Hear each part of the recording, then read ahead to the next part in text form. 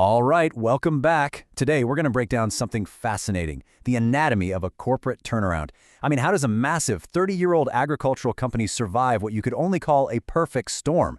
We're diving deep into NACL Industries, and we're going to see how one of their absolute worst years on record actually paved the way for a brand new beginning. So to really get what's at stake here, you got to understand the scale we're talking about.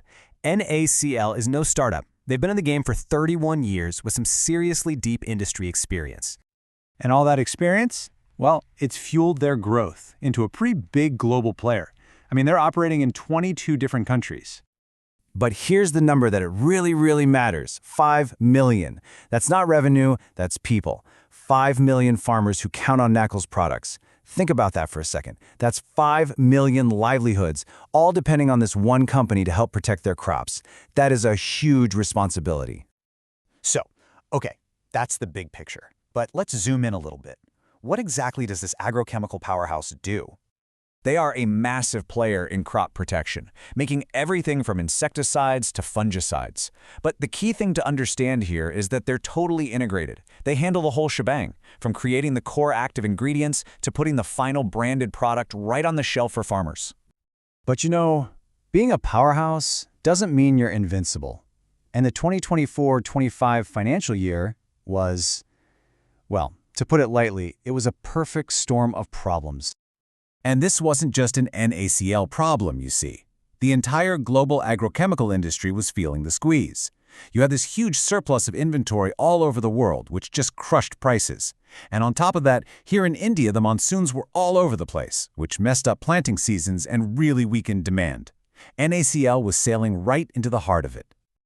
And wow, the numbers, they really tell the story, don't they? Total income just fell off a cliff, dropping from about 17.8 billion rupees down to 12.4 billion. And the bottom line? That's even starker. Their losses actually got worse, deepening from almost 590 million rupees to over 920 million. I mean, you can just feel the pressure in those numbers. Let's put it simply. Their revenue from operations plummeted by 30% in one single year. That just drives home the incredible scale of the challenge they were up against. Which, of course, brings us to the real heart of this story. When you find yourself in a storm this bad, what do, right? How do you even begin to navigate your way out? It's not just about the storm. It's all about the response. So what was that response? Well, NACL didn't panic. Instead, they went straight to their resilience playbook, leaning hard on the core strengths they'd spent the last 3 decades building. And this playbook? It was built on 4 incredibly solid pillars: their modern, top-notch manufacturing, the powerful brand trust they'd earned with farmers, their massive distribution network that spans the country, and a serious, deep commitment to R&D.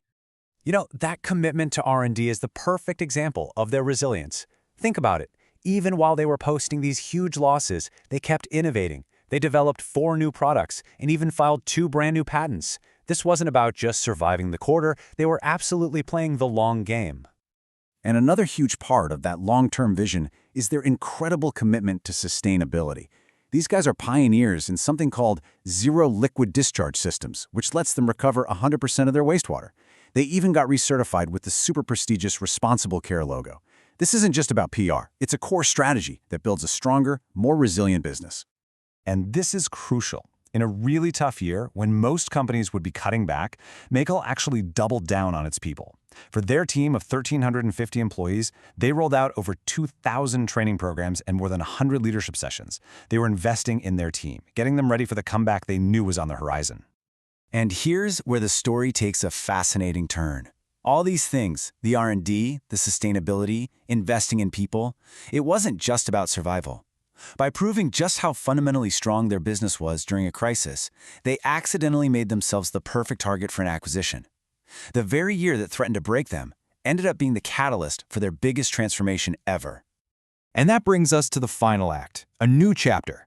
This is, without a doubt, the single biggest development in their entire 2024-25 story, a move that completely redrew the map for the company's future. So, it all kicked off on March 12, 2025. A share purchase agreement gets signed, and the buyer? None other than Coromandel International, another absolute giant in this space. And this wasn't just a small investment. We're talking a majority controlling stake. Once they got the green light from the regulators, the Competition Commission and SEBI, the stage was officially set for this totally new chapter. The new reality looks like this. Coromandel International now owns almost 53% of the company. This move officially brings NACL into the fold of the Murugappa Group, one of India's biggest and most respected business groups. It's a game-changing shift. And let's be clear, this isn't just about money changing hands. It's a brilliant strategic move. You're pairing NACL's proven genius in R&D and manufacturing with Coromandel's unbelievable scale and market power. What you have here is the potential for a true industry superpower to emerge. Which leaves us with this one final and really important question. NACL has this incredible 31-year legacy of innovation. Now it has the backing of an industrial juggernaut. So what does this new powerhouse combination mean for those 5 million farmers who are at the very heart of this story? That is the real test of this turnaround, and you can bet it's a future we'll be watching very, very closely.